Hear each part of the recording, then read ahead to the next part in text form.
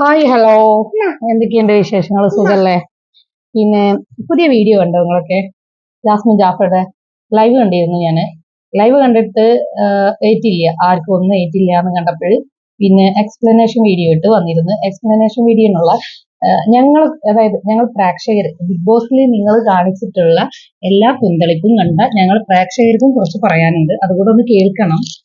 അപ്പോ നമുക്ക് ആദ്യം ഈ വീഡിയോ കുറച്ചൊന്ന് പ്ലേ ചെയ്യാം. വരുന്നുണ്ട്. എന്നെ വഴിയിൽ കാണുന്ന എല്ലാ അമ്മമാരും വിളിച്ചിട്ട് മക്കളെ നീ ഓക്കെ അല്ലേ, നീ ഹാപ്പി ആയിരിക്കണം, നീ അങ്ങനെ ഇരിക്കണം ഇങ്ങനെ ഇരിക്കണം എന്നൊക്കെ പറയാനുണ്ട്. ഞാൻ വീട്ടിൽ 2 ദിവസം നിന്നുള്ളൂ, എന്നിട്ട് പോലും കോഴിക്കോട്, മലപ്പുറം, കാസർഗോഡ് ഇവിടെ നിന്നൊക്കെ ഒരുപാട് ആൾക്കാർ എന്നെ കാണാൻ വേണ്ടി വന്നു. കുഞ്ഞു മക്കളെയൊക്കെ കൊണ്ട് ഉമ്മമാരൊക്കെയാണ് വരുന്നത്.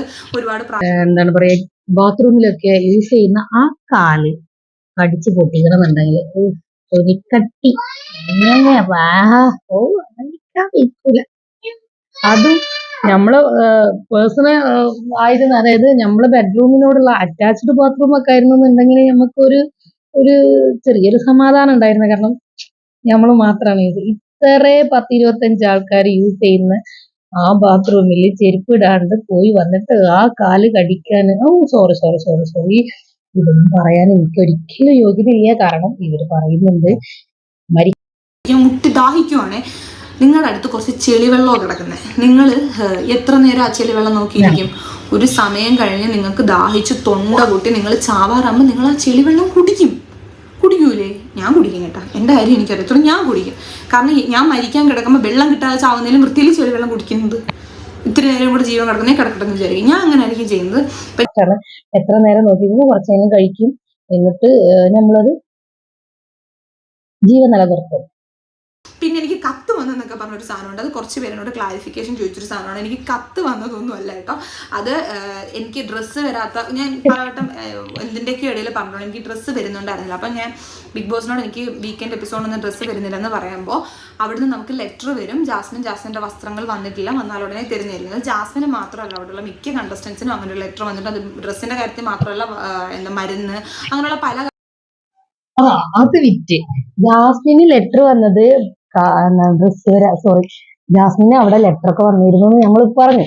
ഓക്കെ, അത് എന്താന്നാ അവിടെ ഡ്രസ് വരാത്തതായിരുന്നു. പക്ഷെ വേറെ ആർക്കും വന്നതായിട്ട് ഞങ്ങൾ കണ്ടില്ല കേട്ടോ. ജാസ്മിന് മാത്രം വന്നതാണ് ഞങ്ങൾ കണ്ടത്. അത് മാത്രമല്ല, ജാസ്മിയുടെ പപ്പക്ക് മാത്രം ബ്ലോക്ക് വന്നപ്പോഴാണ് ഇങ്ങനെ പേഴ്സണലി സീക്രട്ട് കോൾ ഒക്കെ വന്നിട്ട് സംസാരിച്ചതൊക്കെ. അതായത് പുറത്ത് എത്രത്തോളം നടക്കുന്നുണ്ടെന്ന് ഏറ്റവും കൂടുതൽ അറിഞ്ഞിട്ടുള്ള ഒരേ ഒരു മത്സരാർത്ഥി ഒരു പക്ഷേ ജാസ്മിൻ ജാഫർ ആയിരിക്കും. എന്റെ മാത്രം ഒപ്പീനിയനാണ്, നിങ്ങൾക്ക് എന്താ പറയാനുള്ളത് എനിക്കറിയില്ല. കാരണം ആ വീട്ടില് അതിന്റെ ഇടയിൽ ലാസ്റ്റ് ഉള്ള ഒരു എപ്പിസോഡിൽ വരെ ജാസ്മി പറയുന്നുണ്ട്, എന്താ പറയാ, ഇനി പുറത്ത് ആര് എന്ത് പറഞ്ഞാലും ഇനിയിപ്പോ ഞാൻ അതിന് വലിയ കുറ്റമൊന്നും ചെയ്തിട്ടില്ല, ഞാൻ എന്ത് ഇങ്ങനെ നേരിടും, ഞാൻ അള്ളുണ്ട് ഓക്കെ, ഞങ്ങൾക്കൊക്കെ അള്ളുണ്ട്. പക്ഷെ എന്ത് ചെറ്റത്തരം കളിച്ചിട്ടും അള്ളുണ്ട് എന്ന് പറഞ്ഞതില് എനിക്കൊരു അർത്ഥം തോന്നി. സംഭവം ഓക്കെ, ഇപ്പൊ നമ്മൾ കുറ്റമൊന്നും പറയുന്നത്, ഇപ്പൊ ഞാനാണെന്നുണ്ടെങ്കിൽ ഹെയർ കാണിക്കുന്നുണ്ട്, മോഡേൺ ഡ്രസ്സ് ഇടുന്നുണ്ട്, വെസ്റ്റേൺ വെയർസ് ഒക്കെ യൂസ് ചെയ്യുന്നുണ്ട്. പക്ഷെ ഇസ്ലാമിക്കലി അതൊന്നും അനുവദനീയമല്ല.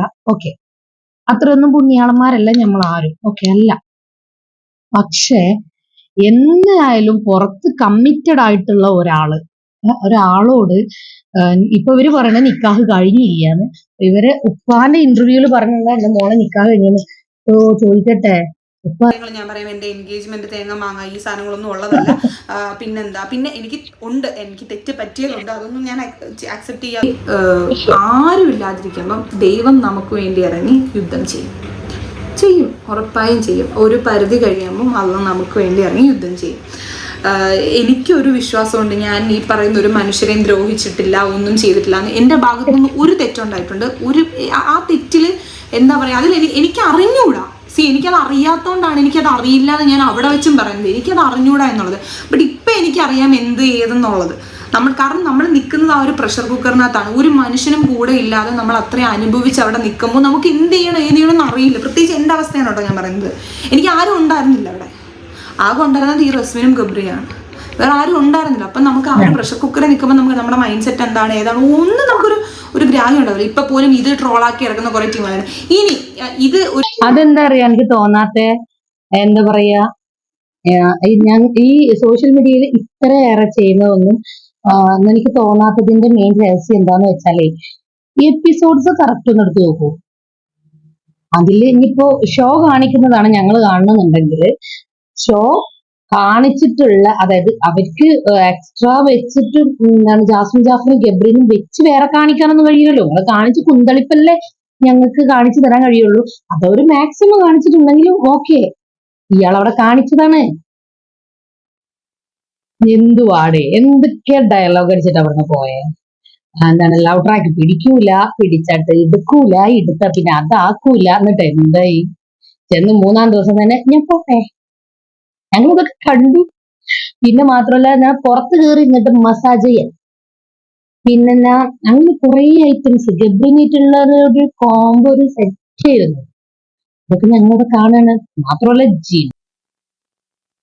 ഈ ചാനലിൽ റീച്ച് കിട്ടുക എന്നുള്ളത് മാത്രമല്ല എല്ലാവരുടെ ലക്ഷ്യങ്ങള്. അതായത് ചാനൽ റീച്ച് കിട്ടുള്ള എല്ലാവരും ആവശ്യമാണ്, പക്ഷെ ലക്ഷ്യങ്ങൾ അത് മാത്രമല്ല. ഞമ്മക്കൊക്കെ ഇതുപോലെ ഇപ്പൊ ഈ ബിഗ് ബോസ് ഒക്കെ തുടങ്ങുന്ന ടൈമിന് ഞങ്ങളെ പോലെയുള്ള കുറെ ആൾക്കാരുണ്ട്. വീട്ടമ്മമാരായിക്കോട്ടെ, മറ്റേപ്പോ ഞങ്ങളെ പോലെ കുറെ ആൾക്കാരായിക്കോട്ടെ, ഞങ്ങളൊക്കെ ഈ ഷോ കാണാൻ, അതായത് സീസൺ 1 മുതൽ ഞങ്ങളൊക്കെ സ്റ്റാർട്ടാക്കിയതാണ്. അപ്പോ ഇത് കാണാനും ഞങ്ങളൊക്കെ ക്യാഷ് കൊടുത്ത് സബ്സ്ക്രൈബ് ചെയ്തിട്ടാണ് ഇതിരിക്കുന്നത്.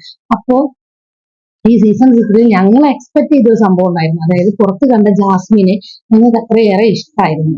ആ വ്യക്തി അതിൽ വന്നപ്പോൾ ഞങ്ങൾ കുറച്ചുകൂടി അടിപൊളിയാവുമെന്ന് വിചാരിച്ചു. പക്ഷെ അവരെ യഥാർത്ഥ ക്യാരക്ടർ അറിഞ്ഞപ്പോഴേ ഇതാണല്ലോ അത് എന്ന് ചിന്തിച്ചിട്ട് കുറഞ്ഞാൽ ഇങ്ങനെ ഇരുന്നു പോയി. പിന്നീട് നമുക്ക് എന്താ പറയാ, എന്താ പറയും, ഒരാള് നമ്മള് നല്ല അവര് അവതരണവും കാര്യങ്ങളൊക്കെ നമുക്ക് ഇഷ്ടപ്പെട്ടു. പിന്നീട് അവരെ റിയൽ ക്യാരക്ടർ കാണുമ്പോൾ നമുക്ക് ഒരു ദേഷ്യം, അത് പിന്നീട് വെറുപ്പാവാം. ഇത് അത്താന്ന് പറയുന്ന അവര് ഇന്റർവ്യൂവില് പബ്ലിക്കലി പറഞ്ഞിട്ടുള്ള കാര്യമാണ്. അതിനുള്ള എക്സ്പ്ലനേഷനോ പിന്നെ പോട്ടെ. പിന്നെ ഈ കഴിഞ്ഞു എന്ന് പറഞ്ഞ ആ വ്യക്തി വന്നിട്ട് ഇവിടെ വോയിസ് പിന്നെ ഞങ്ങൾ ഈ ബിഗ് ബോസ് കഴിയാനൊന്ന് കാത്തിരിക്കുകയായിരുന്നു സത്യമായിട്ട്. കാരണം ഇതൊക്കെ ഒന്ന് കാണണ്ടേ, ഇതൊക്കെ അറിയണ്ടേ. പരമാവധി ഇപ്പച്ചി അവിടെ ഹൗസിൽ വന്നിട്ട് കുറച്ചൊക്കെ പറഞ്ഞാൽ പറ്റില്ല. ഞങ്ങൾക്ക് അറിയാം, ഞങ്ങൾ കണ്ടിട്ടുണ്ട്. ഇവിടെ ബിഗ് ബോസ് കുറെ സപ്പോർട്ടൊക്കെ തന്നെ ആയിരുന്നു. കാരണം ഇവിടെ വേറെ കാണിക്കുമ്പോൾ അവിടെ അത്തയും മോളും കൂടി നടന്നു പോകുന്നതും നിങ്ങൾ കണ്ടിട്ടുണ്ട്, പറയാണ്ടിരിക്കില്ല. കാരണം പറയും എന്നുള്ളത് മസ്റ്റ് അല്ലേ. ഹൗസിൽ കയറി വന്ന ഉടനെ എന്താ ചെയ്തേ, ഗബ്രിയുടെ മാല അയച്ചു മാറ്റി, ഫോട്ടോ എടുത്ത് മാറ്റി. കാരണം അത്ത ഇവിടെ എന്താ പറയാ, യൂട്യൂബിലേക്ക് ഇരുന്ന് കേട്ടും കണ്ടും മടുത്തു. കണ്ടും കേട്ടും മടുത്തത് കൊണ്ടാണ് അവരങ്ങനെ ആക്കിയത്. പിന്നിപ്പോ പറയാൻ കിട്ടുന്ന ചാൻസ് പറയാണ്ടിരിക്കുന്ന അറിയാതെ ഞങ്ങളെന്താ മണ്ടപ്പോ അല്ല, നമ്മള് നോറ പറഞ്ഞ പോലെ മൊയിന്തോ ഹിസ്റ്ററി കംപ്ലീറ്റ് പബ്ലിക് ആക്കിയിട്ടുണ്ട്. അപ്പൊ ഞങ്ങൾ പറഞ്ഞതാണ് ഇപ്പൊ പ്രശ്നം. നിങ്ങൾ കാണിച്ചതൊന്നും ഒരു കുഴപ്പമുള്ള കാര്യമല്ല. അപ്പൊ അത്രേ ഉള്ളൂ. ഇനി ബാക്കി പറയാനുള്ളതൊക്കെ ഇതുപോലെ വീഡിയോസും കാര്യങ്ങളൊക്കെ കാണുമ്പോൾ റിയാക്ട് ചെയ്യേണ്ടടുത്ത് റിയാക്ട് ചെയ്യും.